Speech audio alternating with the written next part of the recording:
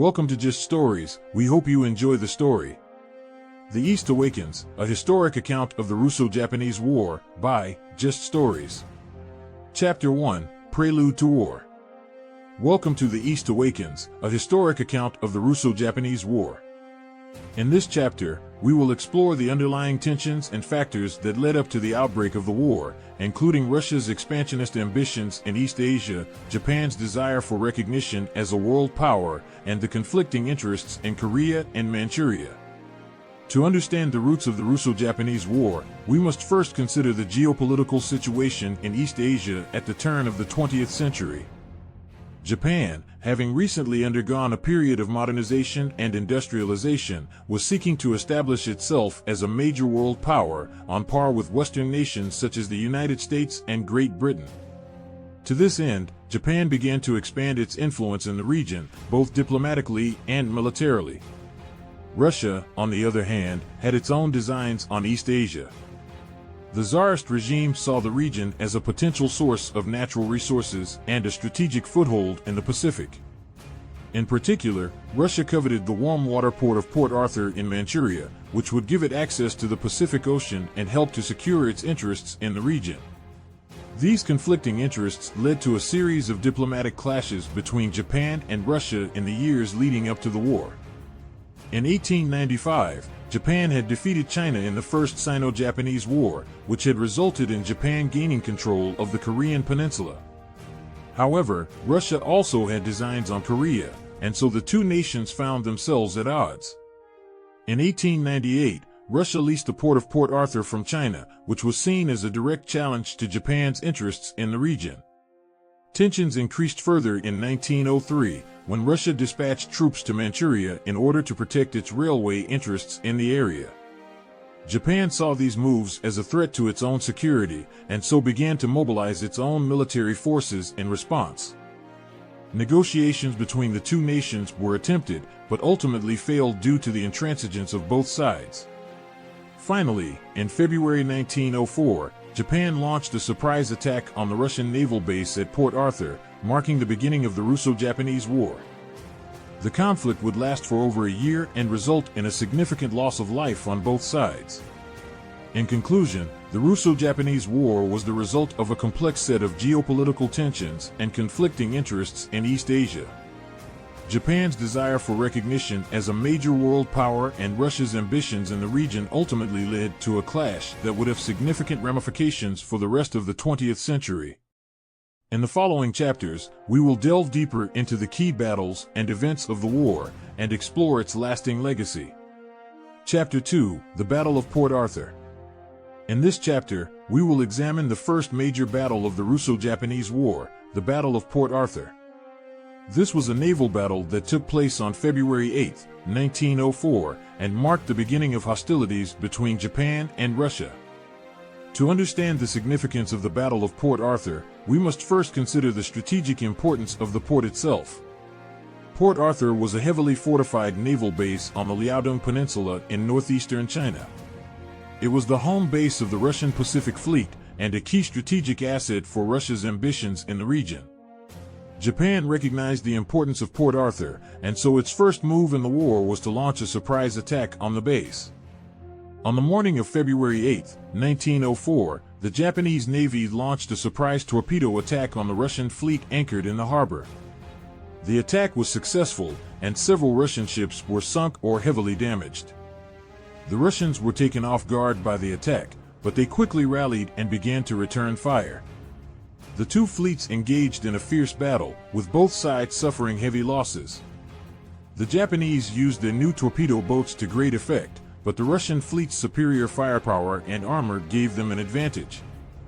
Despite the ferocity of the battle, neither side was able to claim a clear victory. The Japanese did manage to sink several Russian ships, but they were unable to destroy the Russian fleet completely. The Russian Navy was able to withdraw into the harbor and continue the fight. The Battle of Port Arthur was a significant event in the Russo-Japanese War for several reasons. First and foremost, it marked the beginning of hostilities between Japan and Russia. It also demonstrated the importance of naval power in the conflict and set the stage for further naval engagements throughout the war. The battle also highlighted the effectiveness of new technologies, such as torpedo boats and mines, in naval warfare. The Japanese were able to use these new weapons to great effect, and it would lead to a revolution in naval tactics in the years to come. Finally, the Battle of Port Arthur had a significant psychological impact on both sides. The Russians were humiliated by the surprise attack and the damage to their fleet, while the Japanese were emboldened by their initial success. In conclusion, the Battle of Port Arthur was a pivotal moment in the Russo-Japanese War. It demonstrated the importance of naval power in the conflict and set the stage for further naval engagements. The battle also highlighted the effectiveness of new technologies and had a significant psychological impact on both sides. Chapter 3: The Siege of Port Arthur. In this chapter, we will examine the Siege of Port Arthur, which began in the aftermath of the Battle of Port Arthur and lasted for several months. After the initial attack on the Russian fleet, the Japanese army began to surround the city of Port Arthur, effectively cutting off the Russian defenders from the outside world. The Russians had fortified the city and its harbor, and so the Japanese faced a difficult and grueling task in attempting to take it. The Siege of Port Arthur began on August 1, 1904, and would last for over 5 months. During this time, the Japanese army bombarded the city with artillery and attempted several ground assaults, but the Russians were able to hold them off. The siege was a grueling and costly affair for both sides. The Japanese were faced with the difficult task of capturing a heavily fortified city and suffered significant casualties as a result. The Russians, meanwhile, were trapped in the city under constant bombardment and suffered from food and supply shortages. Despite the hardships faced by both sides, the siege also saw several acts of bravery and ingenuity.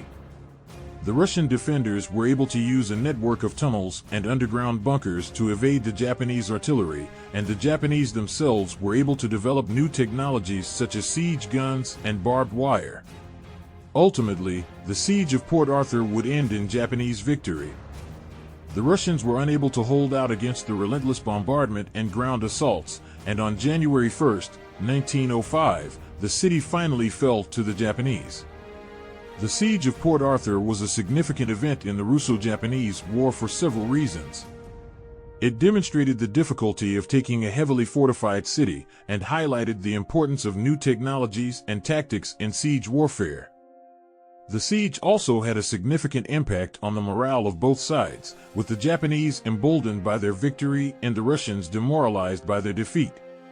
In conclusion, the Siege of Port Arthur was a grueling and costly affair that lasted for over 5 months. The Japanese were eventually able to capture the city, but not without significant losses on both sides. The siege highlighted the importance of new technologies and tactics in siege warfare and had a significant impact on the morale of both the Japanese and Russian forces. Chapter 4: Battle of Mukden. In this chapter, we will examine the Battle of Mukden, the largest land battle of the Russo-Japanese War, which took place in Manchuria from February 20th to March 10, 1905. The Battle of Mukden was the climax of the land campaign in the war, with both sides deploying large armies to the region in an attempt to gain control of Manchuria. The Japanese had been successful in previous land engagements, but the Russian army had been reinforced and was determined to turn the tide of the war. The battle began on February 20th, 1905, when the Japanese launched a surprise attack on the Russian army, which was spread out across a 50-mile front. The Japanese army had learned from their previous mistakes and had developed new tactics and technologies to deal with the Russian defenses. The battle raged on for several weeks, with both sides suffering heavy casualties. The Japanese used new technologies such as machine guns and barbed wire to great effect, while the Russians deployed their own artillery and dug in deep trenches to hold off the Japanese advances. Despite the ferocity of the battle, the Japanese were ultimately able to gain the upper hand. They used their numerical advantage and superior tactics to outflank the Russian army, and were eventually able to break through their defenses. The Battle of Mukden was a significant event in the Russo-Japanese War for several reasons. It was the largest land battle of the war, and demonstrated the effectiveness of new technologies and tactics in modern warfare. The battle also marked a turning point in the war, with the Japanese gaining the upper hand in the land campaign and putting pressure on the Russians to negotiate a peace settlement. In addition, the Battle of Mukden had a significant impact on the future of warfare. The use of machine guns and barbed wire by the Japanese would inspire other nations to adopt similar tactics, and the lessons learned from the battle would be studied by military strategists for years to come. In conclusion, the Battle of Mukden was a pivotal moment in the Russo-Japanese War. It demonstrated the effectiveness of new technologies and tactics in modern warfare, and marked a turning point in the land campaign of the war. The battle had a significant impact on the future of warfare, and its legacy would be felt for years to come. Chapter 5: Peace Negotiations and Legacy. In this chapter, we will examine the aftermath of the Russo-Japanese War, including the peace negotiations that took place and the lasting legacy of the conflict. Following the Battle of Mukden, the Russian government was under increasing pressure to negotiate a peace settlement with Japan. The Russian Navy had been severely weakened by the war, and the Russian people were growing increasingly disillusioned with the conflict. In August 1905, negotiations between the two sides began in Portsmouth, New Hampshire. The negotiations were brokered by U.S. President Theodore Roosevelt, who had won the Nobel Peace Prize for his efforts. The negotiations were long and difficult, with both sides refusing to make concessions. However, in the end, a treaty was signed on September 5, 1905, which granted Japan control of Korea and the southern half of Sakhalin Island, and recognized their dominant position in Manchuria. The peace treaty was a significant event in the history of the Russo-Japanese War, marking the end of hostilities between the two nations. However, the legacy of the war would be felt for years to come. The Russo-Japanese War was the first major conflict of the 20th century and had significant geopolitical implications. It demonstrated the rising power of Japan in East Asia and the decline of Russia as a major world power. It also had an impact on the events leading up to World War I, with Germany taking notice of Japan's victory and seeking to form an alliance with them against Russia. In addition, the Russo-Japanese War had a significant impact on military strategy and tactics. The use of new technologies such as machine guns and barbed wire was a major factor in the outcome of the war, and would inspire other nations to adopt similar tactics in future conflicts. Finally, the war had a significant impact on the domestic politics of both Japan and Russia. The victory in the war helped to solidify the power of the Meiji government in Japan, and would lead to further expansionist ambitions in the region. In Russia, the defeat in the war would contribute to the growing discontent with the Tsarist regime, and help to pave the way for the Russian Revolution in 1917. In conclusion, the peace negotiations that ended the Russo-Japanese War marked the end of hostilities between two major world powers. However, the legacy of the war would be felt for years to come, with significant geopolitical, military, and domestic implications. The war demonstrated the rising power of Japan and the declining power of Russia, and would have an impact on the events leading up to World War I. The lessons learned from the war would also have an impact on military strategy and tactics for years to come. Thank you for watching our story. Don't forget to like, share, and subscribe, so you don't miss out on our next video.